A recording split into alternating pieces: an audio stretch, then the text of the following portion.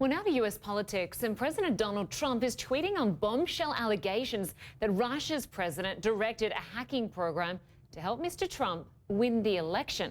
CNN contributor Jill Dougherty has been following developments from Moscow. Jill, let's just start with Donald Trump's tweet, if we can bring it up. He says that just out, the Obama administration knew far in advance of November 8th about election meddling by Russia. Did nothing about it. Why? Well, we do know that the Obama administration did do something about it. But this seems to be the first time that President Trump has acknowledged that Russia meddled in the US election. How is that being received there?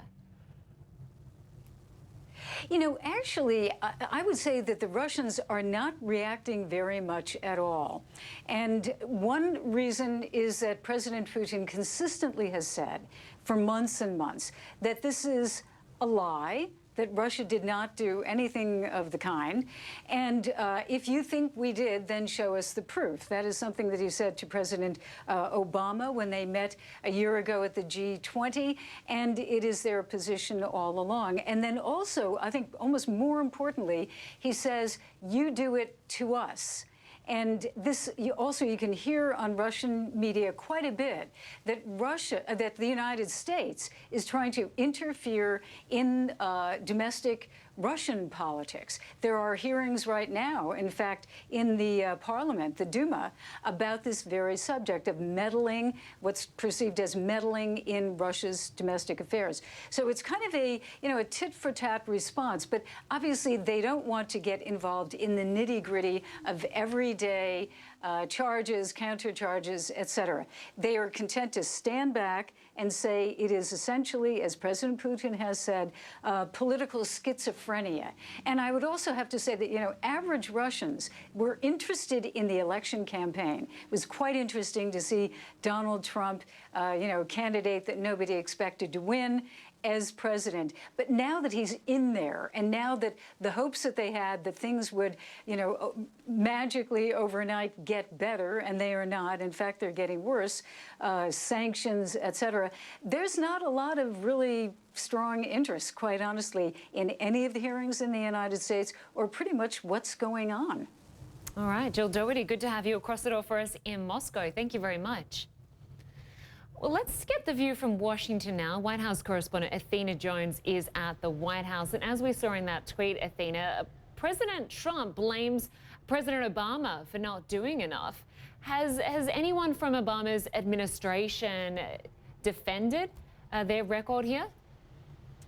Hi, Lynda. Well, certainly the Obama folks have been defending the steps that they took. One of the explanations they give is that the full picture was not known in real time, the full extent of what the Russians were doing. But that does not mean that they were not aware of many of Russia's activities. And they did take steps. CIA director, the then CIA director, John Brennan, gave a warning to Russian intelligence at the beginning of August. In September, President Obama himself spoke directly to Russian President Vladimir Putin about this during a pull-aside at the G20 summit in China.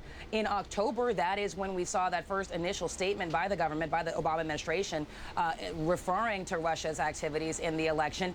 And also in October, the then National Security Advisor, Susan Rice, gave a letter or gave a message to Russia's ambassador, Sergei Kislyak, to deliver to Vladimir Putin. And then, of course, after the election, there were those sanctions, the expulsion of diplomats, the closing of facilities, the economic sanctions. Some former Obama officials have called those sanctions symbolic and not terribly harmful to Russia. And one Obama administration official, looking back, quoted by the Washington Post, says that they felt as though the administration choked. And that is what some critics are saying, that the Obama administration did not act strongly, swiftly, or publicly enough to fight back against this Russian meddling. A lot of Obama folks will argue they had already, through the hacking that they did, for instance, of the Democratic National Committee, gotten a lot of information. And by August and September, it was too late to stop the dissemination of some of that information.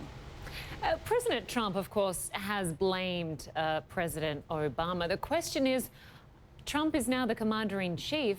Is the White House going to do anything about this now that it seems that President Trump has conceded that Russia did, in fact, meddle in the election?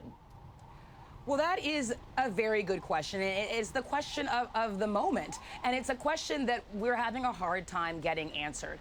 Kellyanne Conway, who is the White House counselor, gave a lengthy and sometimes contentious interview on our own air yesterday on New Day, and was asked repeatedly about, what steps are going to be taken. It just doesn't seem like there is a plan that they're ready to make public just yet. And that has to do, I can't imagine, it must have something to do with the fact that the president himself has been kind of at least two minds about this issue. Last night's tweet seems to indicate he believes Russia meddled, whereas for months he's called this idea of Russian meddling a hoax or a phony or various other pejorative terms. But one thing is clear one thing that is not clear is what plans, if any, this administration has to make sure that Russia can't interfere in future elections. Lynda? Yeah, that is critical. Athena Jones for us at the White House. Thank you so much for staying across it all.